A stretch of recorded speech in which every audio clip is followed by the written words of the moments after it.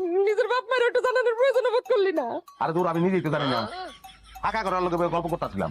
মানুষ দরজা জানলা ভাঙ্গে তারপর ঢুকছে, ঢুকে তারপর জোর করে ধরে বিয়ে করাইছে। এই যে কুটি কাজ দিয়েছিল, কুটি কোনো সুরা কালাম পারে পারে পারে পারে তো আগেও আমার আছে, এক্সপেরিয়েন্স আছে, অভিজ্ঞতা। কারা কারা জানি না, এরা তো তোর কাছেই আইছে। আমার জানা তো চেহারা কিন্তু দেখতে পারি। ভিডিওটি ভালো লাগলে চ্যানেলটি সাবস্ক্রাইব করবেন। তুমি কেটা গুমা? আপনার ছেলের আরেকটা বউ। কি? কয় নম্বর সেটা জানি না, সেটা বলতে পারতো আপনার ছেলে।